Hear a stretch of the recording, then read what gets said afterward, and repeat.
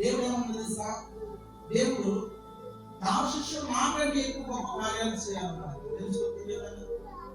Elisha తెలుసా? ఏలి తెలుసు కదా, ఏలియా అన్నిటువంటి ప్రవక్త, ఆకాశం నుంచి అగ్ని దిగినటువంటి ప్రవక్త, ఆకాశం నుంచి వర్షాన్ని దిగినటువంటి ప్రవక్త. అటువంటి ప్రవక్త అయినటువంటి శిష్యుడు గ్రహించి ఎలీషా రెండంతలో కార్యాలు చేశాడన్న. గురువు ఇచ్చినటువంటి శిష్యుడు గొప్పగా ఎదిగాడు.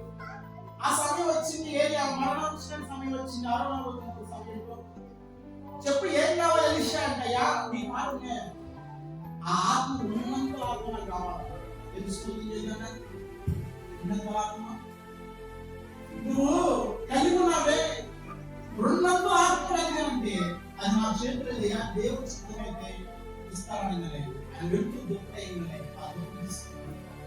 ఆ గొప్ప తీసుకుని మళ్ళీ యోగ్యనాలు పడింది. 2 పాయింట్లు అయినా అసలు ఏ లేకన్నా తన శిష్యుడు గ్రహించి యొక్క గొప్ప వార్త ఏంటంటే తన నగరంలో కూర్చొని చెప్పగలను మా ఇంట్లో ఏం జరుగుతుందో.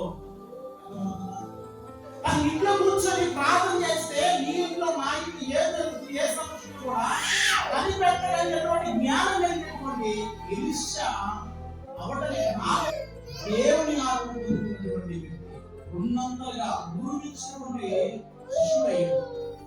ఏరియా మధ్యలో చేస్తే డబల్ చేశాడు. ఆయన 10 కార్యాలు చేస్తే ఇది 20 కార్యాలు. అంటే గురువిచ్చిన శిష్యు అక్కడ కారణం ఏంటంటే దేవుని ఆత్మ కలిగి గురించి యేసు ప్రభువు వారు నా శిష్యుడు నాకంటే గొప్ప కార్యాలు. యేసు ప్రభు యొక్క వస్త్రం తాకితే 12 సంవత్సరాల స్త్రీ స్వస్థత కలిగింది. తెలుసుకోకుండా కారణం ఏంటన్నా యేసు ప్రభు వస్తున్నాడని 12 సంవత్సరాలు నరక వేదనతో, సమస్యతో, ఇబ్బందితో కలిగినప్పుడు అమ్ము వేసుకుని వైద్యుల చుట్టూ తిరిగినా కూడా ఆమెకు ఫలితం లేదు. యేసు ప్రభు వస్తున్నాడని విని విశ్వసించి ఆ మొక్క అనుకున్నాడు. ఆయన వస్త్రం తాగితే చాలు ఇప్పుడు పేదలు కూడా యేసు ప్రభు వెళ్ళిపోయిన తర్వాత ఆయన నీడ పడితేనే స్వస్థత వచ్చిందంట. పేదలకు నీడ రోగుల మీద పడంగానే ఆ రోగులు కూడా వేసి కూర్చున్నారంట. ఎవరు గొప్ప? వస్త్రం ప్రాణం గొప్ప. మనం నడిచి నీడ పడి ఆ నీడ రోగులతో పడి లేకపోతే గొప్ప. ఇది గొప్ప తెలుసుకోకుండా వస్త్రం దాగి అనుకోవచ్చు. ఆయన ప్రభావం, ఆయన మహిమ ఉంది. ఆ మహిమ నన్ను ఆత్మరక్ష. కానీ నీడలో కూడా ప్రభావం ఉందా? నీడలో కూడా స్వస్థత ఉందా? పేదలు నడుస్తుంటే రోగులు ఉంచున్నారంట. పేదల యొక్క నీడ పడితే వాళ్ళు కలిగినటువంటి రోగం పోయిందండి. ఎవరు గొప్ప? పేదలే గొప్ప. వస్త్రం తాగడం గొప్ప, నీడ పడడం గొప్ప. వస్త్రం తాగితే ఆయన దేవుడు కాదు, ఆయన మహిమ ఉంది. ఆ మహిమ నన్ను తాకినందుకు నీడ ఏముంది? దానిపై నీడ పాపట్లే ఏముంది అని రోగులు స్వస్థత పొందారంట. అంటే దేవుడి యొక్క ఆత్మ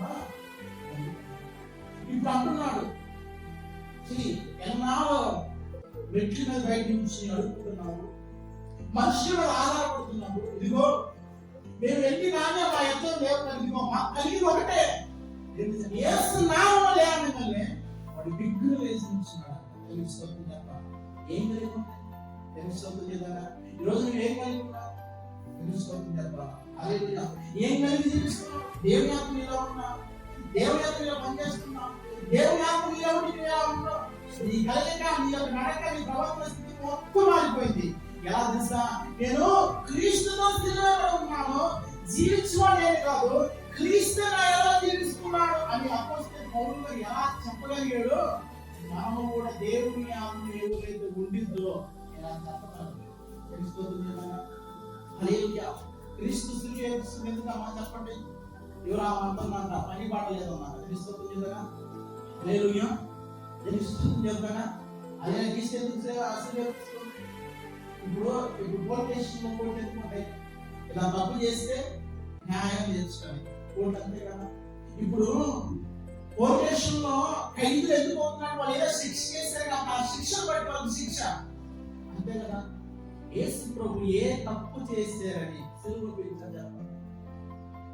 యేసు ప్రభు ఏ అన్యాయం చేశారు? సమరస్త్రీ మార్చడం తప్ప, 30 సంవత్సరాల నుంచి కోడేటి వరకు ఉన్నోడు మార్చడం తప్ప, గుడ్డివాళ్ళని మార్చడం తప్ప, దిగాల వెళ్ళగొట్టడం తప్ప, వ్యభిచార పడబడిన స్త్రీలు మార్చడం తప్ప ఏ తప్పు చేశారని, ఏ అధికారం పడి అని సిలువ వేయబడింది? గుడ్డివారికి చూపించినందుక, అందుకే జీవితాలు కట్టినందుక, మాట వల్ల సహోదరు మరణానికి లేకపోతున్నా ఏది పట్టి శిక్ష చేశారు? ఈ సమాజం ఎలాంటిదో తెలుసా? మంచి రోజులు లేవు.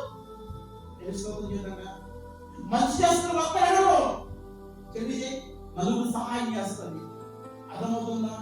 మరి ఆయనకి ఎలా ఉంటే నలుగురు వస్తారు.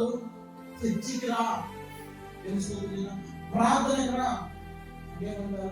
ఏం చేస్తారు? నవ్వుతారు. తెలుసుకోవద్దు కదా, అది క్రైస్తవ లక్షణం కానే కాదు కదా. దేవుని ఆత్మ పొందుతున్నారు, నువ్వు ఇలా జీవించవు. ప్రతిదినం కూడా నలగొట్టుకుంటున్న శరీరాన్ని తెలుసుకోవద్దు చెప్పాలి. యేసు ప్రభు సిలువ వేయబడ్డారంటే, ఇదిగో మనం చేస్తున్నటువంటి పాపం దాన్ని బట్టి ఆయన మరణించారు. అదిగో ఆ స్థానంలో మనం ఉండాలి. ఆ శ్రీరకస్త మనం ఆ స్థానాన్ని దేవుడు వదిలించి, ఇదిగో మీరు ఇక్కడే ఉండండి, నేను ఇంకా తెలుసుకోవద్దు కదా. ఎవరైనా చేయగలరా? అసలు ఎవరైనా నీ ఎద్దకు రాగలరా? ఎవరు సమస్యలు ఉన్నప్పుడు ఎవరైనా సలహా ఇవ్వరా? ఇక్కడ దాని ఉంటే వస్తారు. ఏమి లేకపోతే పట్టించు. ఆ యేసు ప్రభు మనం ఎదుర్కొంటూ వచ్చాడే, నీ కొరకు నా కొరకు. దాని ప్రతిగా ఇప్పుడు నువ్వు ఈ గుండె చప్పుడు పట్టుకుంటుంది, ఆ శబ్దాన్ని కూడా ఇలా పనిచేస్తుందంటే దానికి కారణం ఏంటి? దాని కొట్టు, నీ ఆస్తిని బట్టి, నీ అంతస్తుని బట్టి, నీ అధికారం బట్టి తెలుస్తుంది విధంగా దేని బట్టి? దేవుని యొక్క నిద్రిస్తున్నావు. ఎలా ఎవరు లేకుండా నిన్ను ఎవరు లేకపోతున్నారు చెప్పాలా? దేవుడే మన గుండె ఒక్క క్షణం గుండె ఆగిపోయిందని ఎంతమంది తెలుసా? అతనికి ఊపిరి వచ్చిందా? అది పుట్టిన వదులుకో ఇప్పుడు వరకు మన గుండె కొట్టుకుంటే కారణం యేసు యొక్క కృప. ఆ రోజు మరణించాడే నీ కొరకు నా కొరకు. ఆయన చేసిన త్యాగం అర్థమవుతుందా? గమనించాలి. ఈ యొక్క ఉదయకాలంలో ప్రియమైన ఉన్నట్టు ఆమె అన్ని పాట లేదు, తప్పు కదా.